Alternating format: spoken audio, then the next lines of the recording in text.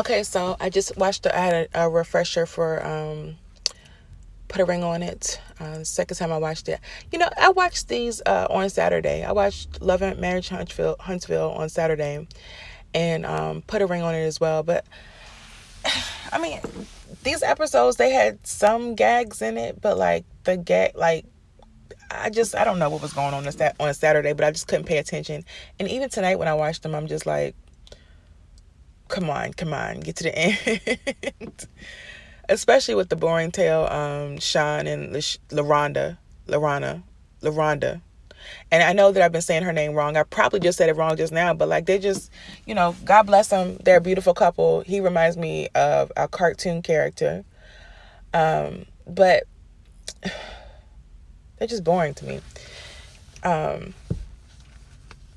The episode starts back with them sitting at the group counseling with the Dr. Sherry. And she is counseling Jessica on, Jessica had this concern about Eric not doing anything for her on Mother's Day. She felt like he let her down when she needed him the most. He says that he did apologize to her, but that wasn't enough, and he really just wanted the acknowledgement of his apology. We find out later that has something to do with his relationship with his mother, and the doctor just lets them know, lets them know that your blessing is going to come when you guys hold on a second.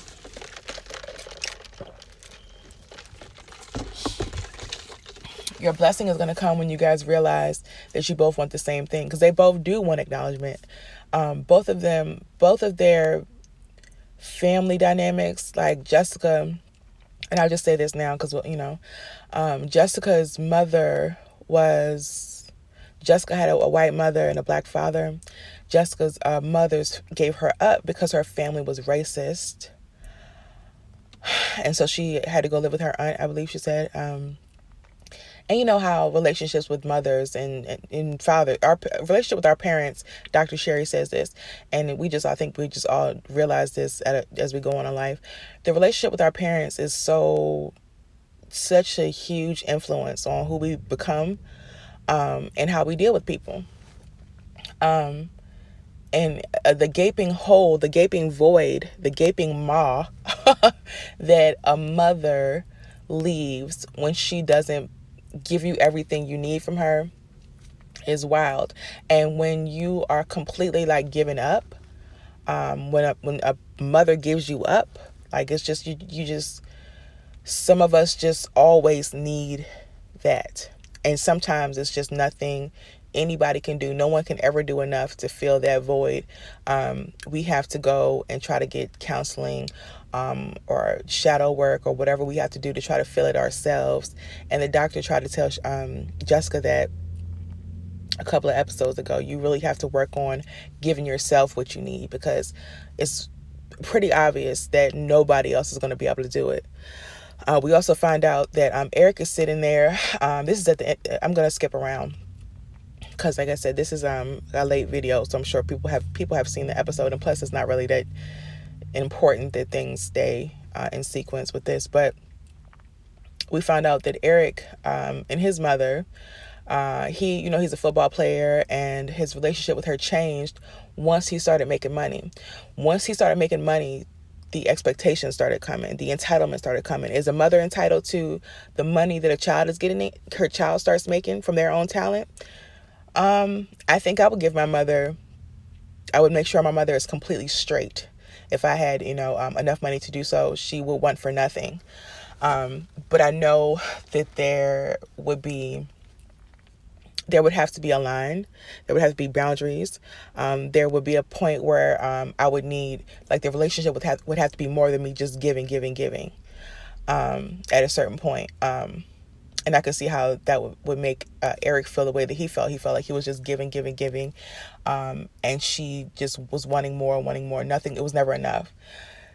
And he feels the same with Jessica. And I feel like what I just explained about what I thought about how she feels, and that void that she has because of her mother, and the fact that nobody can ever fill it. I believe that Eric it's a dummy mission that he's on when it comes to Jessica. And it's so wild that these two found each other. Like, he wants acknowledgement for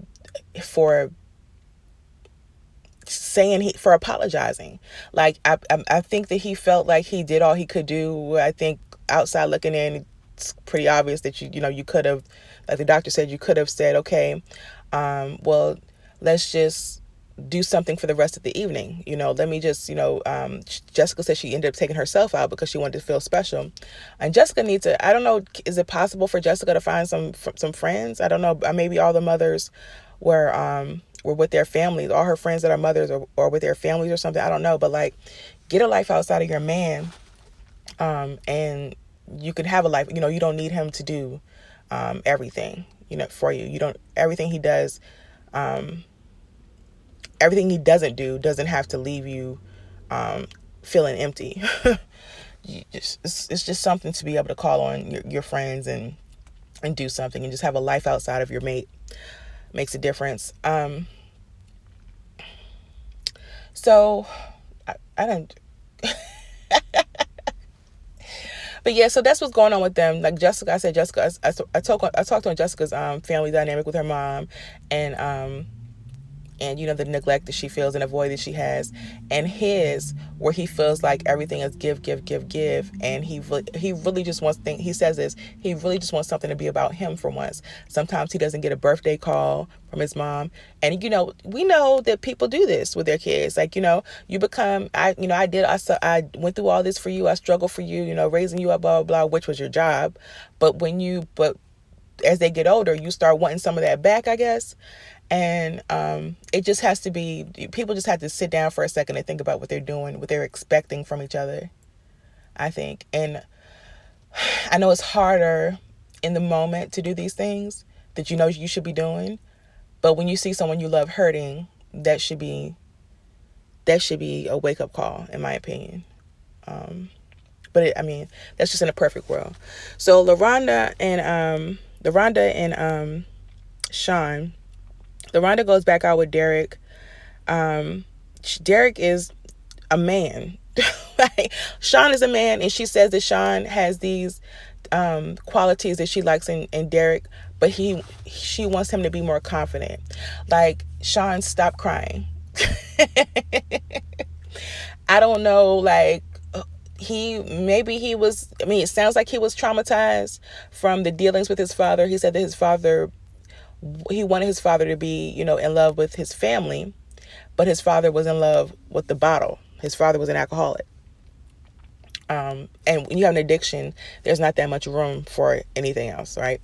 So he has a void there, and he's traumatized by that and probably much more. So he doesn't really have a relationship with his father, and he's at the point where he's shut down about it. He really doesn't want one. He doesn't care to have one. I can relate to that too. After so long of wanting something with somebody, it just becomes, okay, well, this is hurting me to be sitting here waiting for this. So why don't I just shut that part off if I can? Why don't I just detach from that need?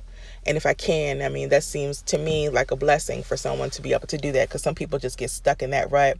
And in Sean's case, LaRonda feels like his relationship with his father and how he shuts down about that has something to do with their relationship. She cannot relate because she left her daddy, and daddy's girls, oh my gosh, excuse me. Daddy's girls are, I just had soda, I'm sorry, that was very rude. If I can figure out how to take that out of the video, I will. I don't do that. I'm not just this, anyway, I'm not going to go on about it. It is what it is. What was I saying? Daddy's girls would not burp like that. They're just, LaRonda, like, they're just so put together, and their confidence is on, they're just LaRonda's. I think I really admire LaRonda, not because she has some things that, I'm just not like, I'm just saying, like, I don't know if admire is the word. Yeah, admire. I really respect the way she carries herself. And women like her, daddy's girls always just have it all together, it seems. And so that was obvious to me, before she even said it. I love my daddy, more than anything in the world, So, but, it really didn't add anything to the story. And Derek, so Derek being the man that he is, and the confidence that he exudes, he's able to say how he feels, and he's just on it all the time. It's his presence, even through the TV. I just feel like that Derek would just have it all, our whole situation planned out, and I won't have to worry about a thing. Like, I could follow him. And she said he's a leader. She said Sean is too, but he just doesn't have the confidence. I just wouldn't trust Sean. Sean don't even trust himself. You know what I'm saying? And I just feel like she might have been giving him too much credit. But I don't know, there's obviously a side of Sean that we don't see. But Derek is so solid that Derek is the opposite of some of these other dates, and where these other dates are really taking, I don't know, you just kind of question, do y'all know what type of situation, y'all know what the situation is? You're out with the person who's considering marrying someone else. Like, okay, but Derek, no, he's like, if for some odd reason, LaRonda and Sean don't work out, I would love to continue dating her. He doesn't say anything like, I'm falling for you, and she appreciates that. She appreciates having something. Both of them speak on how they appreciate how rare it is to find someone that has so much in common with you. And then they kiki on that. If LaRonda loves Sean and Sean loves LaRonda, more power to them. But if I was her, I'd choose Derek early. But I don't think she will. She seems like a very loyal person. She seems to be truly in love with him, bringing him his little water, making sure his onesie is clipped at the bottom. All that. So, speaking of people who just really don't recall that the person who they're dating is damn near engaged or thinking about being engaged to the person that they're currently with. Eric and Jessica go out. Eric is falling for Jessica, and he lets her know Eric is very nerdy. He reminds me of somebody who I know. When they're very handsome, they have it all together, but they can't help the fact that they're nerds. And either that's who he is, or he is just so taken with Jessica. And she's charming and she's beautiful. So it's possible.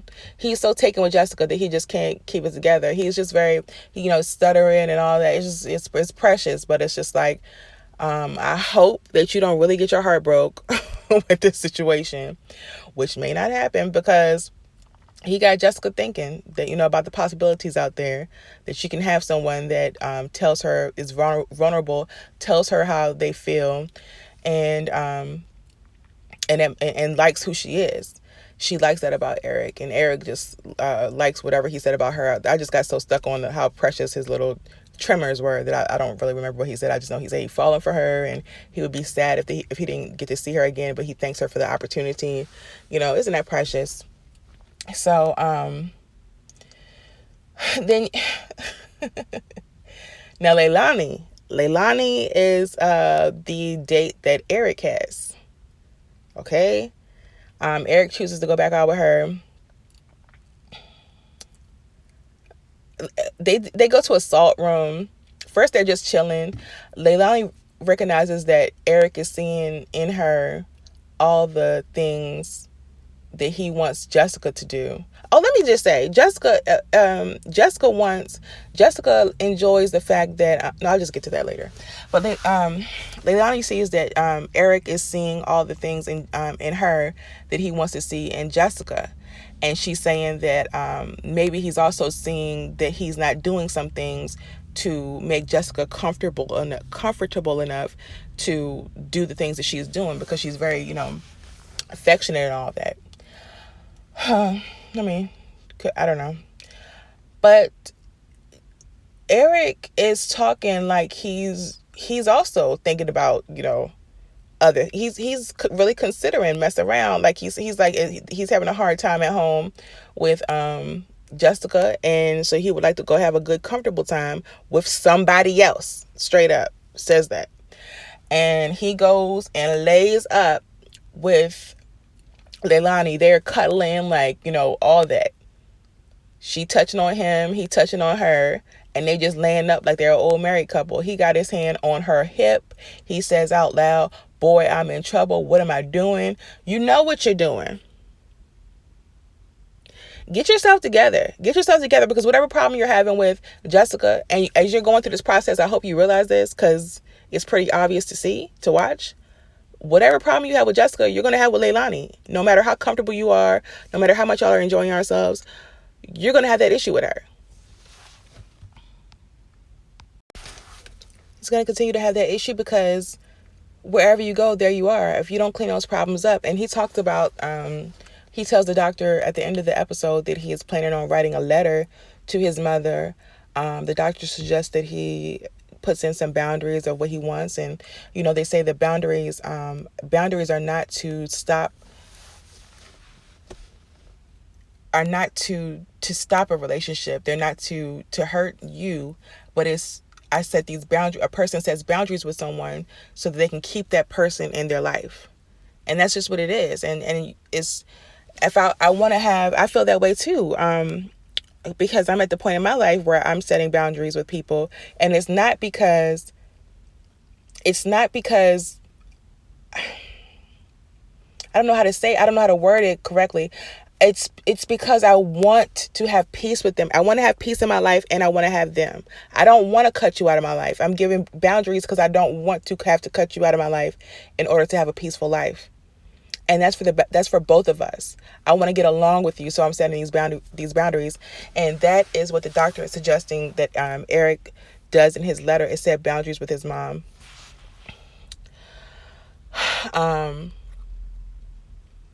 Then what have I left out? Did I leave out anybody? We got Eric, Sean,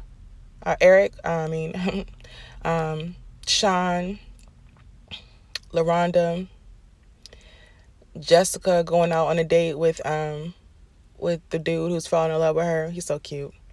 And then we also have our girl Alexia. The ladies invite Alexia out, or they call up Alexia, and Alexia has them over to play some pool and have some wine, lady stuff. And they just want to really see what's going on with her and see how she's doing. And she just reiterates everything. She just is, she's done with Darion, and as she should be, she says. But some of the things she says makes me think that he has laid the groundwork for finessing his way back into the situation. He straight up says, this is something we can, I messed up, but this is something we can get over. And the way that he told her, the way that he described everything that happened, his timeline, as she called it, he basically says that he got what he wanted from her, and then that was it. You can probably imagine that he said that he just needed something in that moment, and he did it. I think he probably said something along those lines to Dr. Sherry, but from my point of view, it seems obvious that he would have kept on doing it if Kai was not as competitive and petty as she is. If Kai would have kept her mouth shut. Remember, Kai was like, "Are you afraid that she's gonna, or is it that you're afraid that she's gonna find out about us?" I just really feel like that was basically it. If Kai had kept her mouth closed and just helped him, like he was talking about, I thought you was gonna help me. You were supposed to help me, make me feel better. That's how you said it. And she just wanted to make sure, I'm just not here to help you. And that's what she said. I'm not here to just to help you. I'm thinking, or I thought we was talking about, me and you being together or whatever. I don't know why she wanted that man so bad. Like, I really think it's a competitive thing. Some people are just competitive when it comes to other people. It's not about the other person. It's about winning. And unless there's something about Darion that I can't see, I feel like it must have been about winning with Kai. And, it doesn't, Kai, I'm not giving you no props for doing anything except for exposing this dude for what he is. Alexia was, the way she was talking, he just got what he wanted from Kai, and then let her go and ghosted her. That's another way back in for him, because it's like, it's, that's just, that was a mistake I made, and it was a conscious choice he made, and that involved someone else who was a live wire that he had to cut in order for it all not to, or he thought, in order for it not to blow, but it did. And the way he talks, it's really all about how he feels in the moment. And we're all selfish. But when you make choices, when you routinely make choices that disregard another person's feelings or another person's well-being, and disregards, or she says that he rolled the dice. Alexia says that he rolled the dice when he slept with Kai, and then she corrects herself and said, no, you threw our whole relationship in the trash. He did both. I mean, really, your relationship been in the trash, from what you're saying, from what you've said before even this happened. So I don't know. I hope she doesn't get back with him, for her own sake. And really overall, because I kind of feel like she will. She said that she won't. She's moving on. She feels better than she's felt in 14 years, stronger and all that. And she hugs. The ladies tell her, Rhonda tells her she just got to worry about herself. Make sure she takes care of herself. And Alexia wants her to know that she's there for her. And then they hug, and that's pretty much it with that. There's really nothing too deep about this episode. So, except for Sean comes to the realization that, or the doctor helps Sean come to the realization that reconciliation and resolution are two different things. You can resolve something without having to reconcile with another person, because resolving only takes one person. With reconciliation taking two people, you may not get the other party's consent to that reconciliation. They might not be interested, but you have to be able to find a resolution for yourself. And Sean agrees. He just has to order his steps and order his feelings with his father, and control himself, and try. And they all have to try to figure out a way to not project their feelings from their parents or whatever their parents left from them onto their partner. Even probably LaRonda. I wonder if she takes care of her father. I wonder if she loves her father so much that she's like one of these people that just one of these daughters that like just kind of dote on their father. I'm not saying anything's wrong with it. I'm just saying, you see this from time to time on these reality shows. Like I think it was on and Ayala had a show where a daughter was she was just doing all the wifely duties, the appropriate, duties, not appropriate, but what I'm saying. Just, she was doing some wifely duties. She was doing for her father what a wife does, aside from the inappropriate stuff for a child to do. And that really was an issue in his marriage. I'm going too far off base, but basically, yeah, you can resolve something. You don't need another person to resolve it. You can figure out how to do it on your own. It's the same for everyone, and that's how that goes.